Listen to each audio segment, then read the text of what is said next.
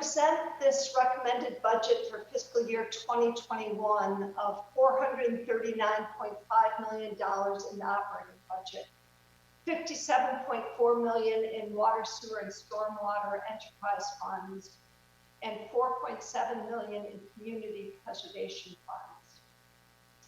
The operating budget is $9.3 million, or 2.15% more than our fiscal year 2020 budget, but it is $9.6 million lower than the one I had expected to present 10 weeks ago. In those 10 weeks, COVID-19 hit Newton and the world hard, causing economic problems for all. Businesses are closed or in limited capacity. People have been laid off or let go, raising the unemployment rate in Massachusetts to 24%, while in February it was at 9.5%, and causing loss of revenues everywhere. While the mayor stated that the budget is $9.3 million more than last year, the $9.6 million that didn't make it comes from revenues lost in Newton because of the pandemic. Meals and room tax have been the biggest hit. State funding is down. Interest income, along with parking meter and parking ticket receipts, are down, as well as vehicle excise tax getting hit. To deal with the reduction in revenue projection, the city created a multi-pronged plan. We intentionally built a conservative budget, as we know it is easier to relax spending constraints during the course of the year if revenues are higher than anticipated, than to scramble to make cuts if we experience a shortfall. We judiciously reviewed each and every line item, including vacancies, fixed costs, discretionary expenditures, and capital investments. We slowed or stopped spending except on necessary expenditures. We are only filling open positions that are critical and have revised our plans for future new hires. We adjusted our department's budgets based on strategic decisions, prioritizing key services, including spending to address the pandemic. We worked closely with the leaders of the Newton Public Schools to determine the appropriate budget adjustment to our largest department, while continuing our deep commitment to teaching and learning. We've also paused many major capital projects, except those for which we have already received funding or those that are crucial to the operations of the city. We will monitor our revenues and expenses frequently in the months ahead with close analyses of budgets to actuals, and we are prepared to make any adjustments if necessary. So what are the changes that have been made since 10 weeks ago to balance the budget? First is foregoing $2.5 million of spending on roads from this year's free cash to soften the impact of $9.6 million in lost revenues, leaving $7.1 million to find savings. Second was a reduction of $1.5 million from Newton Public Schools. The Newton Public Schools found two ways to manage the lower allocation. NPS is using $1 million in savings from this spring when in-person teaching and learning stopped suddenly. These savings include, for example, lower costs for utilities and transportation. In addition, NPS will reduce the scope of summer facility maintenance projects at our school buildings by $500,000, which are needed but can be deferred. In order to save even more money, the mayor turned to pension funding.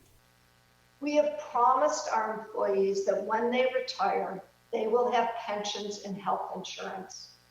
I will honor the promises our city has made. I met with the Newton Retirement Board of Trustees in April and requested a one-time adjustment to the pension funding schedule, an increase by the city of $1.4 million or 4.8%, rather than the $2.8 million or 9.6% increase that I had planned on recommending 10 weeks ago. On April 22nd, the members of the Newton Retirement Board approved the motion unanimously. Notably, full funding of the pension system will stay on track for 2030 with this $1.4 million contribution. 74% of municipal costs are salaries and benefits. With this in mind, the mayor took a look at all positions in the city and got rid of historically vacant positions and put other positions on hold for 6 months or a year. Thus, we will begin fiscal year 21 with 19 fewer full-time equivalents in the budget, but to repeat, with no layoffs of permanent full-time employees. Last month, I did make the difficult decision to furlough approximately 100 positions of part-time employees who had not been working due to COVID-19. In total, these personnel decisions yielded approximately $1.3 million of the $4 million in budget adjustments to the municipal departments. Other reductions are also in the works for municipal departments. A series of other changes in municipal departments account for the other reductions.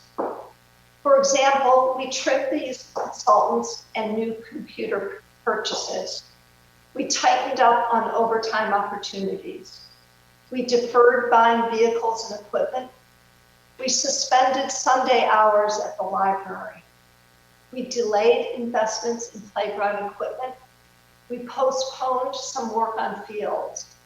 We even skipped this summer's community flower pots. But the mayor did not touch the rainy day fund because of what may happen in the future. One of the most important decisions I made was not to dip into the city's rainy day stabilization reserve fund. Although we are currently experiencing unprecedented and tremendously uncertain times, and we know it is raining and raining very hard, we do not yet know what is ahead of us. We may be facing a deep and protracted crisis. We have maintained this fund to help us absorb any additional reductions in revenues and state aid, to pay for any catastrophic weather events that may happen within the next year or two, and most notably, to weather the economic impact if a new surge in coronavirus cases comes that many predict.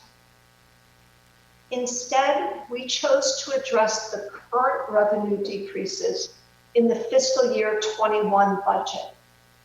We are saving the rainy day stabilization fund for the unknown unknowns that may confront the city in the coming months and years.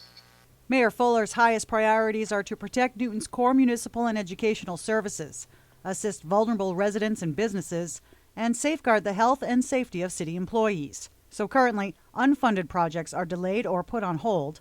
The 3 new classrooms of Oak Hill will go forward, but the new preschool at Horace Mann, along with Lincoln Elliott School renovations, will not for now. Another aspect of this budget is that it supports the needs that the COVID-19 emergency has created in our community, an additional critical goal.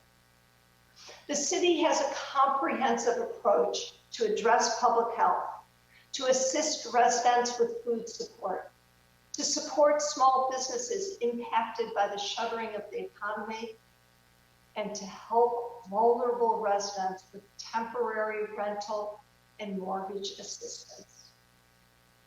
To pay for these programs, we are using $1 million from free cash approved by the City Council for emergency response, $200,000 in state grants to Newton's Health and Human Services, $1.1 million in new federal community development block grant program funds, and $578,000 in federal emergency solutions grant program funds from the U.S. Department of Housing and Urban Development, resulting from the Federal CARES Act.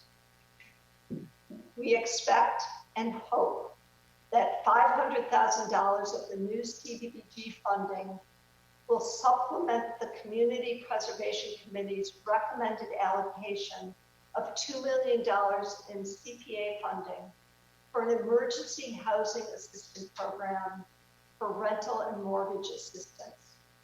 The Community Preservation Committee and the Planning and Development Board have both approved this $2.5 million of emergency assistance, and it now awaits City Council approval. The mayor's budget will now go before the Committee of the Whole and a final vote by the City Council over the next few weeks. Jen Adams, Newton News, Newton Center.